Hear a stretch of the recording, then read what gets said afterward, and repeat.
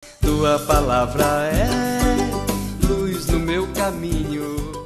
Caríssimos irmãos e irmãs, que bom vir ao teu encontro neste domingo, dia do Senhor.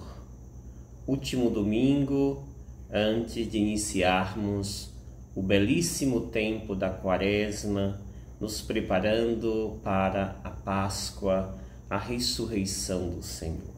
Comece este dia, este domingo do Senhor, escutando, meditando a voz, a palavra do nosso bom Deus.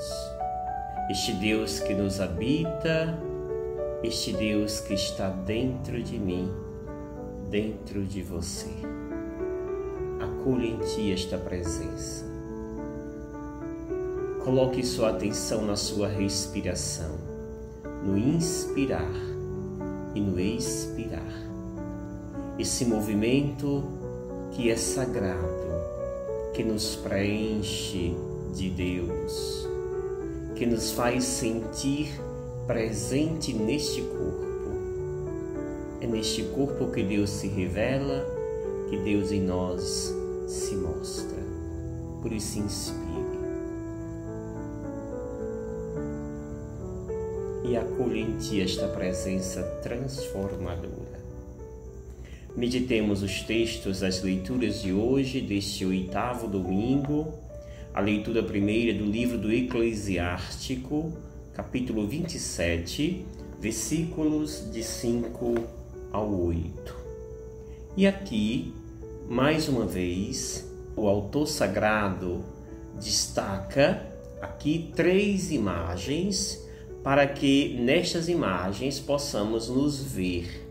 A palavra de Deus é sempre direta, é sempre uma palavra que nos questiona e nos aponta caminhos. A primeira imagem que nos aparece é a imagem desta peneira que separa, né? Ou seja, esta imagem que também quer fazer uma ligação com a nossa fala. Esta peneira que faz essa divisão do que presta e aquilo que não presta. As nossas palavras também precisam ser palavras de edificação. Ou seja, precisamos oferecer às pessoas o que é de melhor, de mais puro e mais digno por meio das nossas palavras. Fazer esta separação. A segunda imagem que nos é apresentada é esta imagem onde a realidade do fogo, né, ali representado no forno, que simboliza onde ali mostra a resistência ou a fraqueza da prata, do ouro provado neste fogo. Assim também deve ser a nossa palavra. Esta fala deve ser palavra que parte desta escolha, desta provação que passamos e oferecemos aquilo que passou por uma resistência, por uma experiência de vida. É o que nos convida o autor sagrado. E a última imagem que ele nos apresenta é essa imagem da árvore. Conhecemos o fruto de acordo com a semente que plantamos. O fruto desta árvore será um resultado do que nós fizemos com esta árvore. Se cuidamos bem dela, ela vai dar um bom fruto. Do contrário, vai nos oferecer péssimos frutos. Portanto, o autor sagrado quer que nós também cuidemos da nossa totalidade, para que assim ofereçamos às pessoas palavra que edifique, que constrói. Pois o que falamos é fruto daquilo que nós acolhemos dentro de nós, acreditamos. O coração fala, a boca fala daquilo que o coração está cheio, já dizia o provérbio. O texto do evangelho que nós meditamos é o texto de Lucas, capítulo 6, versículos 39 ao 45, que diz: Naquele tempo, Jesus contou uma parábola aos discípulos. Pode um cego guiar outro cego? Não cairão os dois num buraco? Um discípulo não é maior do que o mestre. Todo discípulo bem formado será como o mestre. Porque vês tu o cisco no olho do teu irmão e não percebes a trave que há no teu próprio olho? Como pode dizer a teu irmão: irmão, deixa-me tirar o cisco do teu olho, quando tu não vês a trave do teu próprio olho? Hipócritas, tira primeiro a trave do teu olho, e então poderás enxergar bem para tirar o cisco do olho do teu irmão. Não existe árvore boa que dê frutos ruins, nem árvore ruim que dê frutos bons. Toda árvore é reconhecida pelos seus frutos. Não se colhe figo de espinheiros, nem uvas de plantas espinhosas. O homem bom tira coisas boas do tesouro do seu coração, mas o homem mau tira coisas más do seu mau tesouro, pois sua boca fala do que o coração está cheio. Palavra da salvação. Glória a vós, Senhor. Amados e amadas, entenderemos esse texto do Evangelho a partir de todo o contexto que nós meditávamos essas últimas semanas. Lá no início de fevereiro nós começávamos a meditar o texto de Lucas, da apresentação do Senhor, onde ali Jesus é tomado nos braços pelo velho Simeão, e este falava sobre a missão, a identidade e como seria a missão de Jesus no mundo, e assim vai ser complementado também pela a exaltação, o louvor que faz a profetisa Ana. E depois nós vimos, à medida que foi passando os domingos, Jesus que sempre nos insistia em nos convidar a viver o amor, a misericórdia. Vimos lá Jesus que falava da importância de se tornar pescadores de homens e não somente de peixes. Depois Jesus nos falava das bem-aventuranças, o chamado Sermão da Planície. E depois Jesus nos falava ainda sobre a importância de viver intensamente esta capacidade da solidariedade, do amor para com os irmãos. Por isso, amai-vos uns aos outros, dizia Jesus. No domingo passado, ele nos mandava amar os inimigos, bendizer os que nos amaldiçoam, rezar por aqueles que nos caluniam. É a partir desse contexto que aqui esse texto de hoje está no final, fechando o chamado Sermão da Planície. Aqui, Jesus então vem fazer um fechamento de toda esta reflexão que ele começou lá no início do Evangelho. Temos aqui duas pequenas partes desse texto que nos faz melhor entendê-lo. A primeira parte consiste justamente Jesus fazendo essas duas perguntas. Nessas duas perguntas ele exige dos seus discípulos uma resposta. Quando diz: um discípulo pode um cego guiar outro cego? Aquele quer uma resposta para o que ele está falando. Depois, não cairão os dois num buraco? Também exige essa pergunta, exige uma resposta. Um discípulo não pode ser maior do que o seu mestre. Todo discípulo bem formado será como o mestre.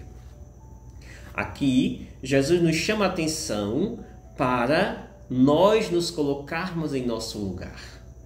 O contexto histórico deste evangelho, ali no final dos anos 80, depois de Cristo, é justamente aquela realidade em que está aparecendo falsos profetas, pessoas que se auto-intitulavam enviados de Deus, e pessoas farisaicas, hipócritas, como vai dizer o Evangelho: irmão, deixa-me tirar o cisco do teu olho, quando tu não vês a trave que há no teu próprio olho. O hipócrita vai chamar Jesus. Quantas vezes nós assim nos postamos na igreja como modelos e queremos que as pessoas nos imitem, ou muitas vezes nos cobramos demais a nós mesmos, nos achamos e temos uma relação conosco mesmo, uma relação puritana. Isso nos faz um mal imenso quando nós temos esse tipo de relação conosco mesmo, e a mesma relação que eu tenho comigo, eu sou tentado a ter com o outro. Uma relação de cobrança, de exigência, de um Deus vigia, de um Deus que está sempre nos olhando com um olho bem grande e qualquer coisa que eu faça Ele vai me punir. Dessa mesma postura, nós queremos nos colocar como vigia dos outros, como aquele juiz que tem de corrigir tudo que os outros fazem de mal. Cuidado de Jesus, cuidemos da nossa vida primeiro. E mesmo que a nossa vida seja mais santa que for, nós não temos o direito nem o papel de sermos juízes dos outros. Se tivermos de ser juiz, seja somente seu e basta. É mais do que suficiente. Por isso, não seja hipócrita. Não ouse falar aquilo que intimamente você não é capaz de fazer. Use de misericórdia, como nos pede Jesus. A última parte do texto, Jesus então aqui apresenta os critérios para o cristão discernir quem é o bom, quem é o mau, mestre, discípulo. E aqui ele traz a imagem da árvore e a imagem do coração. A árvore é conhecida pelos seus frutos. Se ela for uma árvore bem cuidada, bem zelada, vai dar bons frutos. Se ela é um pé de manga, vai dar manga, não pode dar maçã, né? Então, nós conhecemos o fruto pela sua mãe, que é a árvore, e vice-versa. E Jesus fala também do coração. É deste lugar chamado coração que se tira as coisas boas e ruins. O que nós estamos tirando? O que nós estamos contribuindo para este mundo? Estamos retirando coisas boas ou só temos mesmo coisas ruins, lixo a oferecer? Seja dócil. Faça do seu coração um lugar que você guarda tesouros. Não maldade, não rancor, não raiva. Guarde a leveza que é a sua relação com Deus. Termino com aquilo que São Paulo, na sua carta aos Coríntios, 1 Coríntios 15, 54 ao 58, nos fala sobre esta realidade da vida, a vida que vence a morte. Passar desse estado de corruptível para o estado de incorruptibilidade, do estado de mortal para o estado de imortalidade. Ou seja, quando nós fazemos esta transição, esta passagem em Cristo Jesus, aquele que venceu a morte, aquele que a morte não tem mais poder sobre ele, nós estamos plenamente vivendo aquilo que a ressurreição significa para nós. A ressurreição é justamente viver esta realidade, já aqui e agora, da graça de Deus. Neste mundo tão dilacerado pela dor, pela doença, o pecado, Paulo termina dizendo: sedes firmes e inabaláveis, empenhando-vos cada vez mais na obra do Senhor, certo de que vossas fadigas não serão em vão. Ou seja, o aleluia está sempre além do Calvário. É viver este momento, mesmo nas provações, com olhar fixos em Cristo, pois nele está a nossa segurança, a nossa esperança, a certeza da vida e vida plena. E eu te abençoo, em nome do Pai, do Filho e do Espírito Santo. Amém. Gratidão. Obrigado, Senhor, porque és meu amigo.